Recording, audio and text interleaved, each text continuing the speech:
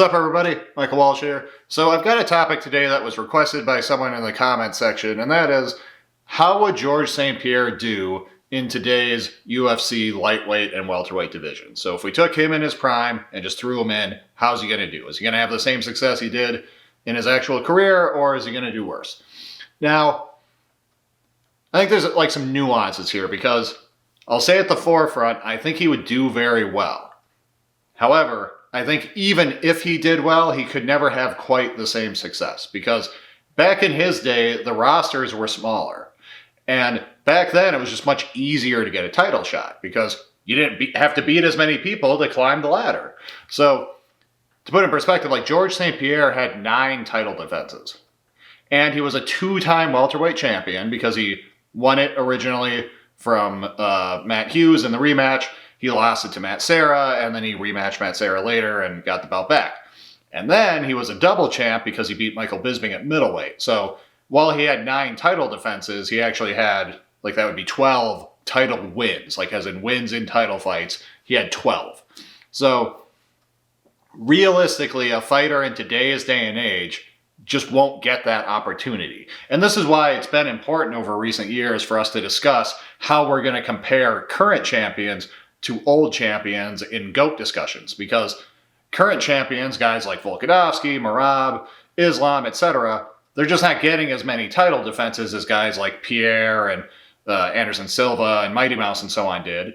And like we kind of came to realize, well, it's not because the new guys suck and the old guys were better. The main reason is because the new guys are just fighting in a bigger roster. They have a bigger pool of competition, and it takes longer to climb that ladder, to get into the rankings, to climb the rankings, to actually get a title shot. Like, by the time that comes around for most dudes, they're just too late in their career to have 10 fucking title defenses. It's just not realistic.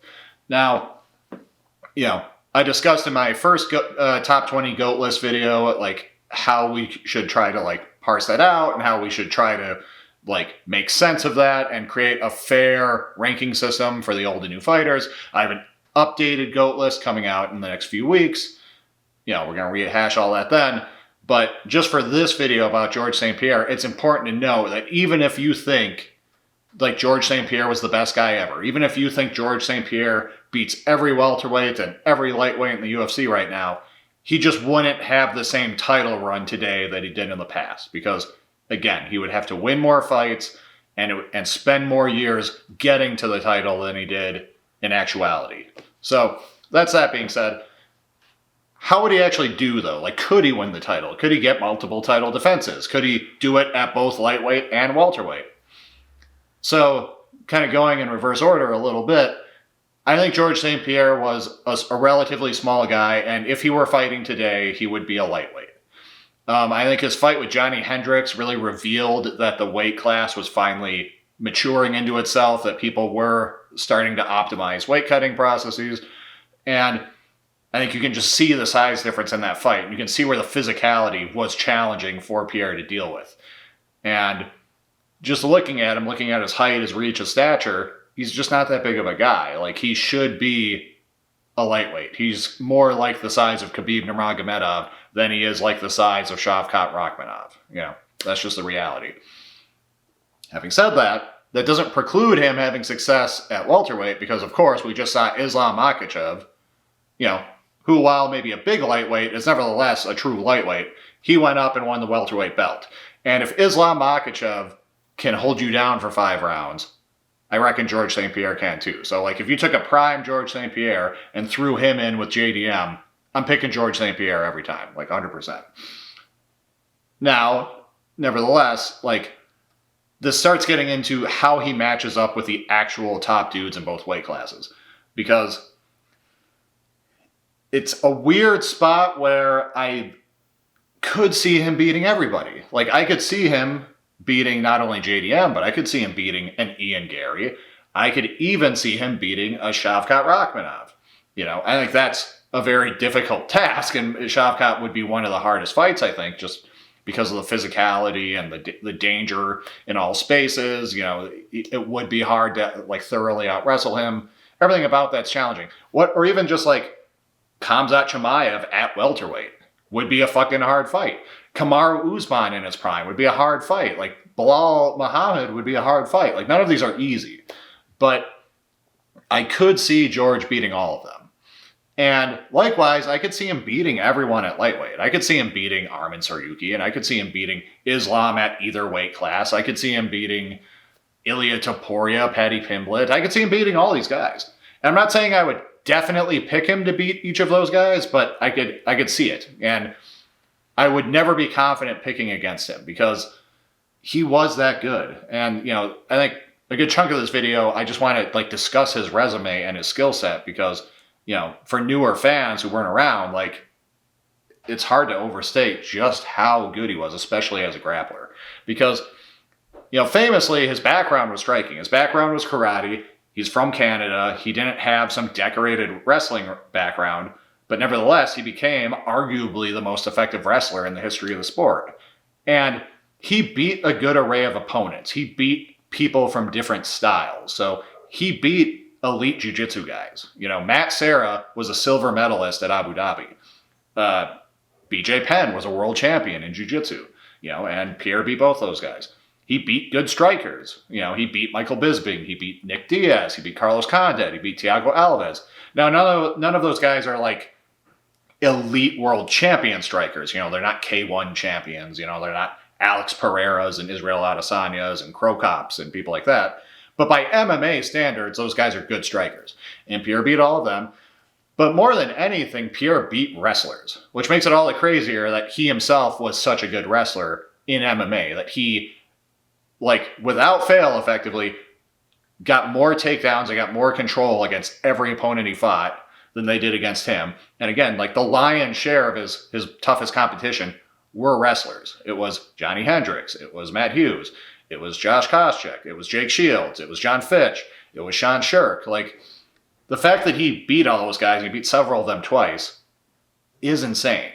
And it's not just that he was a good shoot fighter. So, shoot fighting is combining striking with takedowns, And in MMA, that's insanely effective because it's not a wrestling match. You're not starting in a low stance. You're not using the same sorts of setups where you're using hand fighting and shit like that to get to the position where you can shoot a takedown. You're more upright, and it's easier to shoot on the person because their stance is less optimized to defend the takedown, but there's also more distance. So, and there's certain threats that aren't there. So if you just shoot from really far out in an MMA fight, you can go into a knee, you can give up your neck and get choked, etc. So using your strikes to set up your takedowns is really important. And George St-Pierre did that better than anyone else. And you might say, oh, he was this karate guy, wasn't a wrestler.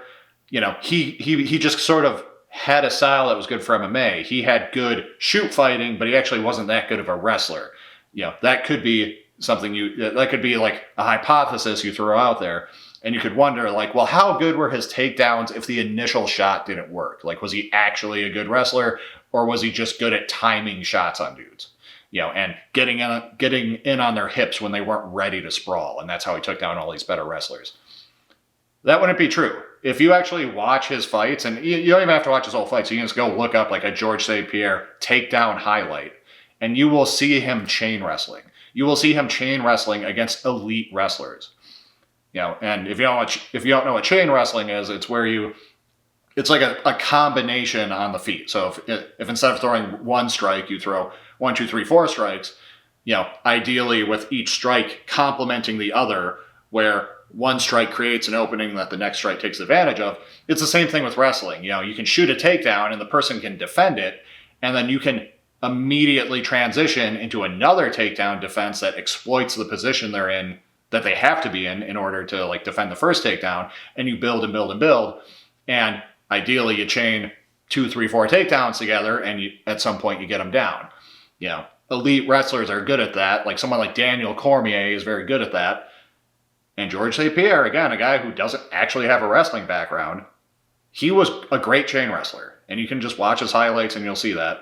He had great takedown defense, because these great wrestlers he was fighting were trying to get him down, and they couldn't do it reliably.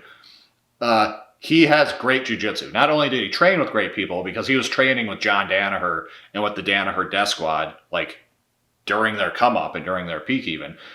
And there's just footage of him doing jiu-jitsu. So like there's a video I saw, and I can't remember the channel who put it out. But there's a video of some jiu-jitsu channel. So it's some jiu-jitsu black belt runs the channel, and it's him sparring with George St-Pierre. And they're doing gi jiu-jitsu, and they're kind of going light and everything, but like Pierre comfortably beats this guy. And Pierre is doing gi jiu-jitsu. Like he's using the grips, he's sitting down, he's working bottom position, he's using all the esoteric guards that you could, expect a jiu-jitsu guy to use. And he just looks like a jiu-jitsu master. And he is, and he is like comfortably beating this dude. This guy whose whole thing is jiu-jitsu. I remember seeing some video where he was rolling with some competitor of note, like a third-degree black belt, world champion, and Pierre catches him with a Kimura. He catches, it's in half guard. He catches him with the classic just reach over Kimura. And if I remember right, that guy submits him in the vid too. But like, my point is, Pierre's jiu-jitsu is legit. And his striking is legit. He's got the karate background. His kicks have always been fantastic. As time went on, his style got more like pared down. But famously, of course, his jab was just a jolting, Jack Dempsey-like fucking lancing jab. And he would use that, in tandem with his low kicks. And he would use that to set up his Superman jab and his Superman right cross. And it all fed into the takedowns. And he was a guy who could game plan. Like he always knew like how to prepare for opponent. He had good ring craft, which is, he managed space in the cage really well. Evaded guys when he wanted to, pressured them when he wanted to, stayed off the fence when he wanted to. This guy was a true like general in the octagon. And I've seen interviews where he talks about Khabib Nurmagomedov, and like he doesn't go into huge detail, and he says like I would need to actually do more film study if I were like actually fighting him. But he kind of threw out a loose game plan for how he expects he would prepare for him if they had fought, and he had all the right ideas. Like this guy, and on top of all of this, he was one of the best athletes we've ever seen, just in terms of strength, speed, endurance, proprioception, everything. Like he's one of a kind. He's one of the best fighters to ever live. He might be the best fighter to ever live. And so, like, even he, a guy who has been long out of the game and a guy who fought in a different era, his skill set would just still be a motherfucker for the guys today. Like, someone like Arman Tsarukyan is going to have a hard fucking time with that guy. I didn't even mention this fight, but, like, George St-Pierre fought Karo Parisian. Karo Parisian, for those of you who don't know, he was one of the first guys to really use judo and MMA. And just go watch a highlight of his takedowns. Like, that'll be a great watch, too. But Pierre was 5-0 when he fought that guy. That guy was 18-2. And again, Pierre, this karate guy coming to MMA, like, against this judo master, Pierre just did Pierre shit to him. He took him down every round, stayed on top, ground and pounded.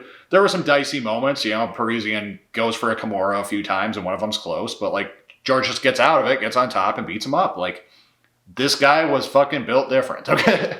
And I'm not saying he wouldn't lose to anyone. Like, I'm not saying Shavkat couldn't beat him. I'm not saying Chimaev couldn't beat him. I'm not saying Islam couldn't beat him or Ilya couldn't beat him. But I might pick Pierre against every single one of them. However, with all that said, with all that praise, and I already said how, like, even in a best case scenario, Pierre wouldn't be getting 9 title defenses because you just wouldn't have the time. But even with all that said, I don't know how dominant he would be as a champion, even by modern standards. So, like, I don't know if he would have the success that modern champions like Merab and Volk and Islam have had, because as much as I might pick him to beat all of these guys, I just don't know that he can beat them all together. I mean, like, it's one thing to be a little bit of a favorite against Arman, against Islam, against Ilya, against Oliveira, against Shavkat, etc. But can you beat all of them? Can you beat, one or two of them to get the title shot, beat one of them in the title shot, and then beat 1, 2, 3, 4 of them again to defend your title and have a successful title reign? I genuinely don't know that he could have done it, because as good as he was, like, he still had shortcomings. He was always kind of hittable, and he was always a little chinny.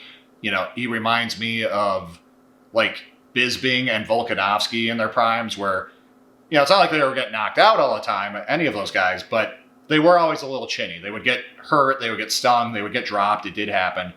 And for Pierre to have to deal with guys like Shavkat, like Gary, like Ilya, like Islam, like this is, this is hard. Like, he's going to get hit. He's going to take his licks.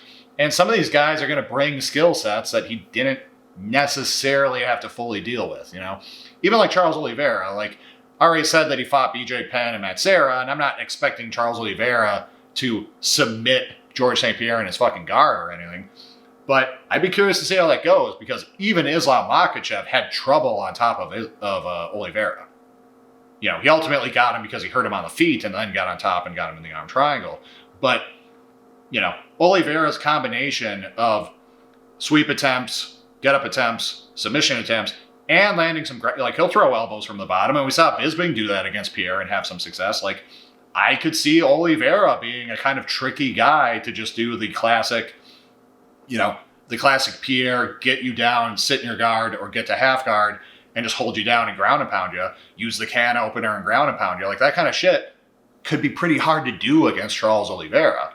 And if you do that and you only have mild success for a round or two, and then you're back on the feet every round and Oliveira's landing really damaging shit, that could be a hard fight. And again, it's like, I'm not saying I would pick Oliveira to beat Pierre, but can I pick Pierre to beat Oliveira and beat Arman and beat Islam? Or can I pick him to beat Kamaru and beat Chimaev and beat Shavkat? Like, I just think the odds would be a little against him. I think, in any one of those fights, he's got a really good chance. But as far as stringing them all together, I just don't know that it would be in the stars for him. I think that's I think that's tricky. Because even the champions in those divisions haven't done that yet. Like, Islam is the guy we're looking at, and I've said in the past that if Islam can defend his belt at welterweight against one of the top contenders, ideally Shavkat, but like even Gary, I would probably put him as the GOAT.